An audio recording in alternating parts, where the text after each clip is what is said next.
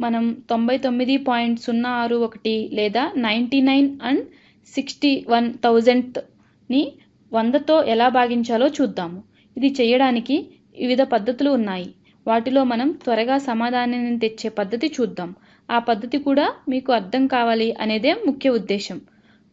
99.061 ముందుగా 10తో భాగిస్తే ఏమవుతుందో చూద్దాం. మనం భాగించవలసింది 100తోనైనా మనం ప్రారంభించేది 10తోనే, గమనించారా? 99.061ని 10తో భాగిస్తే దశాంశ బిందువు ఎడం వైపున ఒక స్థానానికి జరుగుతుంది. ఇలా జరపడంలో అర్థం ఉంది, ఎందుకంటే ఉన్న సంఖ్య 99 కన్నా కొద్దిగా ఎక్కువ.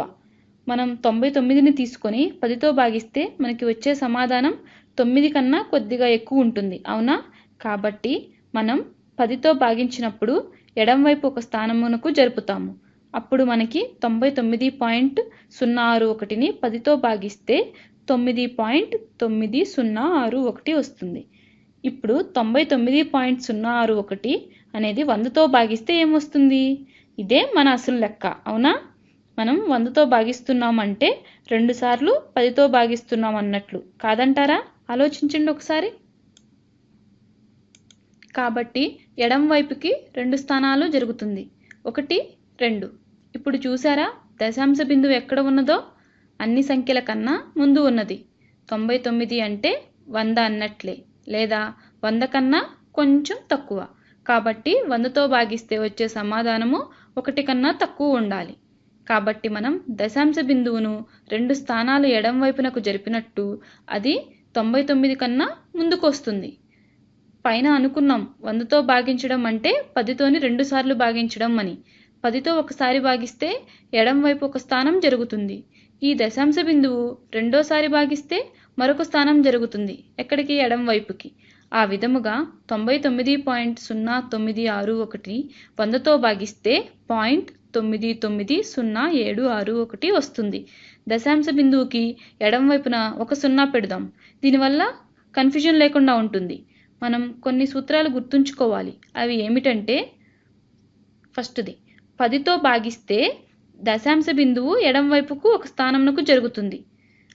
రెండవది 10తో గుణిస్తే దశాంశ బిందువు కుడివైపు ఒక స్థానంకు జరుగుతుంది. అర్థమైందా? కొద్దిమంది ఇలా కూడా ఆలోచిస్తారు, ఎందుకు ఎడం వైపు కుడివైపు అవన్నీ గుర్తుంచుకోవడం అని అనుకుంటున్నారా? ఎన్ని 0 ఉన్నాయో లెక్క పెట్టండి. ఒకవేళ భాగిస్తే ఇక్కడ మనం 100తో భాగిస్తున్నాం కాబట్టి 100లో 2 సున్నాలు ఉన్నాయి. మనం భాగిస్తున్నాం కాబట్టి ఎడం వైపున 2 స్థానాలకు దశాంశ బిందువు జరిపిందే అవుతుంది, అవునా?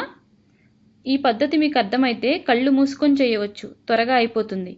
అదే ఇక్కడ 20 సున్నాలు ఉండి ఉంటే మీరు టక్కున ఎడం వైపున 20 స్థానాలకు దశాంశ బిందువును జరపండి అంటారా? అవునా?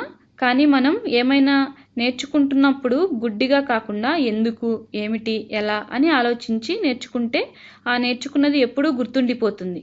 అందుకే పైన చెప్పాను, ఏదైనా సంఖ్య 100 దగ్గరలో ఉన్నది, దానిని 100తో భాగిస్తే వచ్చే సమాధానం 1కి దగ్గరలో ఉంటుంది అని.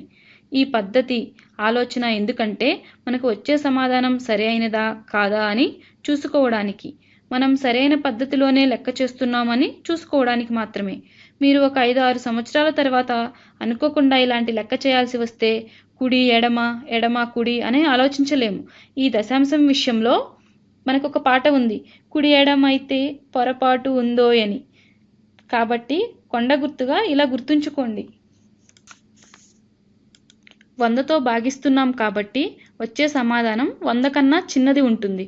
కాబట్టి దశాంశ బిందువును ఎప్పుడూ ఎడం వైపుకి జరపాలి. మీకు చిన్న విలువ వస్తుంది. ఒకవేళ 100తో గుణిస్తే వచ్చే సమాధానం 100 కన్నా పెద్దగా ఉంటుంది. కాబట్టి దశాంశ బిందువును కుడివైపుకు జరపాలి, విలువ పెద్దగా వస్తుంది.